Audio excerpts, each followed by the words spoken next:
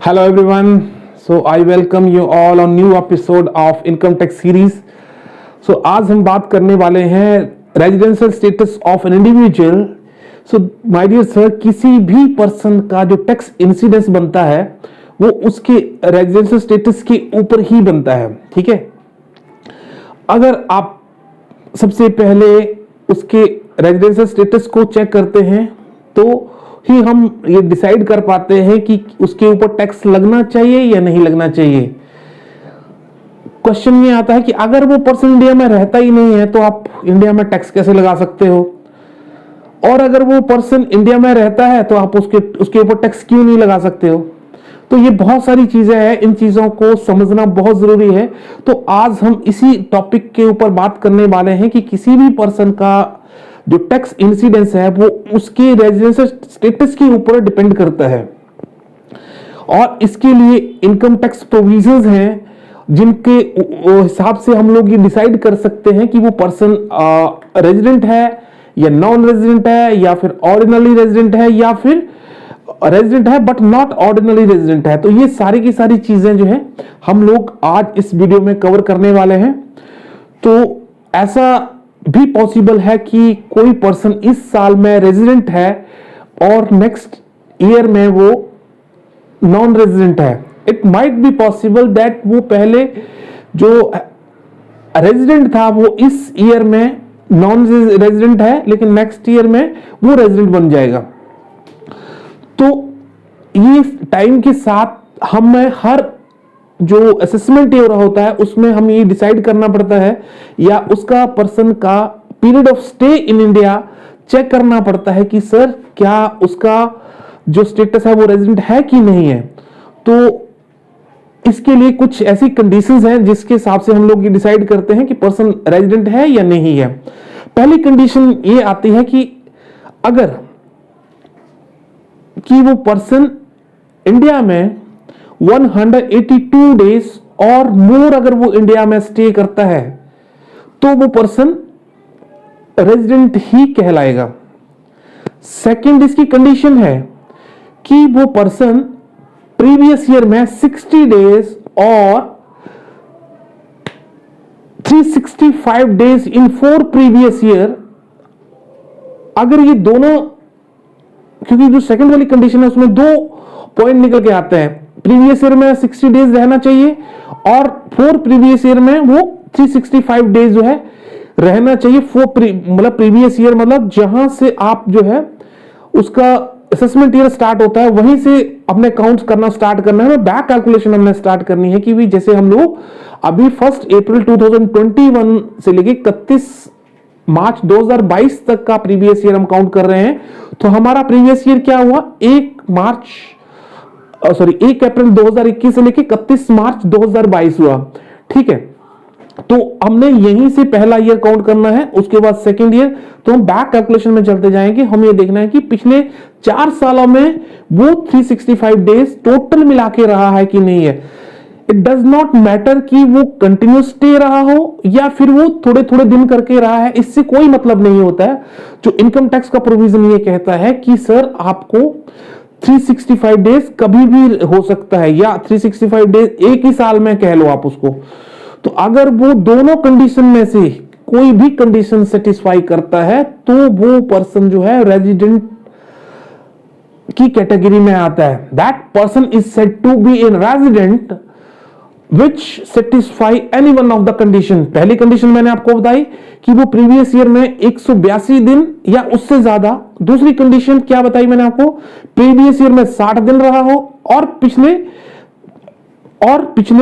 4 सालों में 365 डेज रहा. तो जो दूसरी कंडीशन है उसमें 2 पोर्शन है. इन दोनों पोर्शन का कंबाइन करके दोनों कंडीशन सेटिस्फाई करना जरूरी है, नहीं तो वो रेजिडेंट नहीं हो पाएगा. तो क्वेश्चन ये निकल के आया हमारे पास कि अगर इन दोनों कंडीशन में से वो एक भी कंडीशन सेटिस्फाई करता है तो वो पर्सन रेजिडेंट होगा, अदरवाइज वो नॉन रेजिडेंट होगा. इसकी कुछ जो एक्सेप्शंस है, हर किसी केस की एक्सेप्शंस होती हैं, तो इसकी भी कुछ एक्सेप्शंस ये हैं कि अगर कोई पर्सन एम्प्लॉयमेंट पर्पस की वजह से अपने इंडिया छोड़ के जा रहा है या जो इंडियन शिप के क्रू मेंबर्स होते हैं, ये दोनों कैटेगरी अगर वो इंडिया से बाहर जा रहे हैं तो उनके लिए सिर्फ एक कंडीशन सेटिस्फाई होनी है, वो है 182 डेज की हमने चेक करनी है कि क्या वो 182 दिन इंडिया में रहा है तो हम उसको रेजिडेंट मानेंगे, अदरवाइज नॉन रेजिडेंट मानेंगे। तो इन दो कैटेगरी को आपने ध्यान रखना है। या और उसके बाद दूसरी पर्सन जो इंडियन ओरिजिन है और पर्सन ऑफ इंडियन ओरिजिन और इंडियन सिटीजन जो है, तो अगर वो इंडिया में विजिट के लिए आते हैं तो भी हमने 182 दिन का काउंट करना है उनके लिए।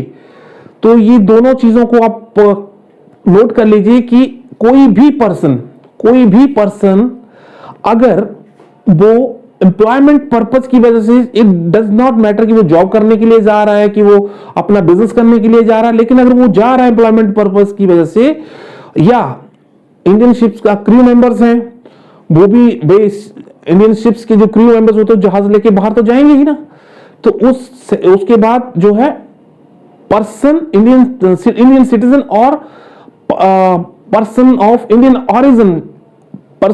ओरिजिन कौन से होते हैं, या कोई पर्सन सेल्फ, या उसके फादर, या उसका ग्रैंडफादर। अगर ये तीनों में से किसी का बर्थ भी अगर अनडिवाइडेड इंडिया में जो है हुआ है तो उन पर्सन को पर्सन ऑफ इंडियन जो है पर्सन ऑफ इंडियन ओरिजिन बोलते हैं। तो वो अगर वो इंडिया में मिलने के लिए आते हैं, विजिट करते हैं आउटसाइड इंडिया से, तो उस केस में भी हम लोग 182 डेज का कंडीशन जो है वो कंसीडर करेंगे, हम दूसरी वाली कंडीशन को इग्नोर करेंगे। तो ये सबसे ज्यादा इंपॉर्टेंट है। और सबसे ज्यादा नोट करने वाली ये चीज है कि हम उस डेज को कैलकुलेट नहीं करेंगे। कौन कौन सी डेज को कैलकुलेट करेंगे, कैसे हमने ये 182 डेज या 60 डेज या फिर 365 डेज जो भी मैं आपको डिस्कस कर रहा हूं, तो उस केस में हमने क्या क्या कंसीडर करना है। जब भी पर्सन इंडिया से डिपार्चर करता है या अराइवल करता है, सबसे पहले लेते हैं हम अराइवल का। अराइवल वाला दिन भी आपने काउंट कर लेना है, और जब वो इंडिया से जा रहा है तब भी हमने उसको काउंट करना है। मतलब दोनों दिन जब वो इंडिया में रहा वो दोनों दिन काउंट होंगे। मतलब आज जैसे वो जा रहा है, आज जैसे कि 21 अप्रैल 2022 है, अगर वो आज इंडिया को छोड़ के जा रहा है तो आज का दिन भी वो इंडिया में काउंट होगा। और अगर वो वापस इंडिया में आ रहा है, आज वो इंडिया से जा रहा है या आ रहा है, दोनों दिन, मतलब कहने का मतलब ये है कि दोनों दिन उसके काउंट होंगे the period of stay in India. उसके बाद इट डज नॉट मैटर कि वो इंडिया में कहीं भी रह जाके, चाहे वो अपने हॉलिडेज पे आ रहा, घूमे फिरे, फैक्ट्री में रहे, बॉम्बे रहे, कलकत्ता रहे, मद्रास रहे, हिल स्टेशन पे, it does not matter. But वो जब वो एंट्री इंडिया में होगी तो वो काउंट ये माना जाएगा कि वो पर्सन जो है इंडिया में स्टे कर रहा है। एक और चीज, अगर कोई इंडियन शिप्स के क्रू मेंबर जॉब के लिए जा रहे हैं तो उस डेज में जो period of stay in India के डेज कौन कौन से, दोनों दिन को एक्सक्लूड कर लेंगे। दोनों दिन को काउंट करने, ये एक्सेप्शंस है कि दोनों दिन आपने एक्सक्लूड कर देने हैं।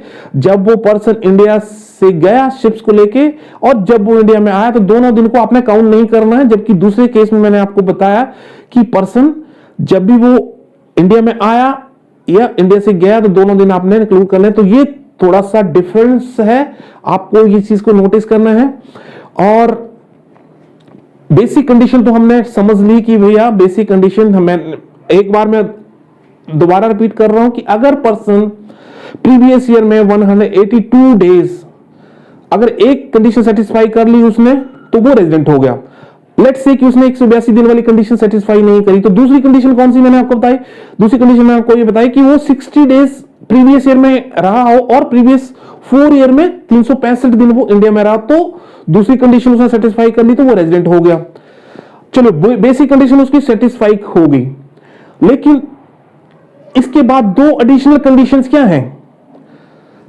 ऐसा कोई पर्सन जिसने बेसिक कंडीशन सेटिस्फाई कर ली तो दूसरी एडिशनल कंडीशंस क्या हैं।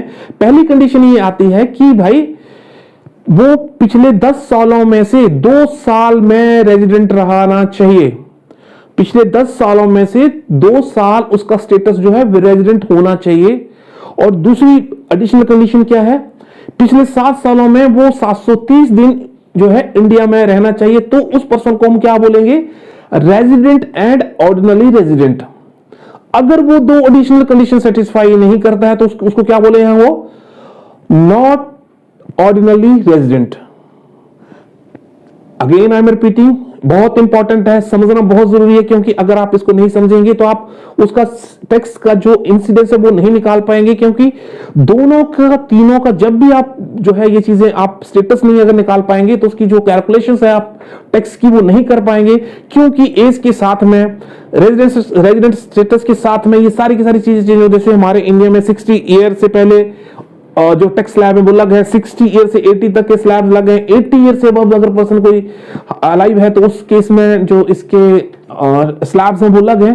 तो इसीलिए इस चीज को समझना बहुत जरूरी है। मैं दोबारा रिपीट कर रहा हूं कि एडिशनल कंडीशन में पिछले 10 सालों में अगर वो 2 साल में अगर उसका स्टेटस रेजिडेंट रहा है तो पहली कंडीशन सेटिस्फाई कर ली उसने, और दूसरी कंडीशन सेटिस्फाई क्या कर ली, पिछले 7 सालों में वो 730 दिन इंडिया में या उससे ज्यादा अगर इंडिया में रहा है, अगर ये दोनों कंडीशन उसने सेटिस्फाई कर ली तो उस पर्सन को हम क्या बोलेंगे, रेजिडेंट एंड ऑर्डिनरी रेजिडेंट।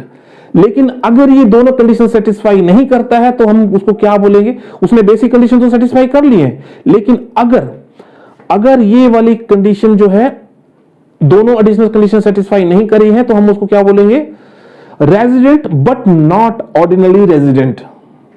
तो ये छोटी सी एक आपके लिए थोड़ा सा नॉलेज की बात थी। अगर आप जो है इंटरमीडिएट का एग्जाम देने जा रहे हैं तो आपके जो इनकम टैक्स का पेपर 4 है उसमें रेजिडेंस स्टेटस को लेके क्वेश्चन जरूर आता है, और इसलिए आपको बेसिक्स को समझना बहुत जरूरी है। और बीकॉम के स्टूडेंट भी अगर इसमें कुछ कंफ्यूजन जो है फेस कर रहे हैं तो आपको ये वाली वीडियो जो है क्लियर कर देगी। अब भी इसके अलावा मैं आपको एक और जो वीडियो है वो लेके आऊंगा जिसमें मैं आपको बताऊंगा कि फाइनेंस एक्ट 2020 में क्या अमेंडमेंट हुई जिसमें रेजिडेंस स्टेटस के स्ट्रक्चर को चेंज कर दिया।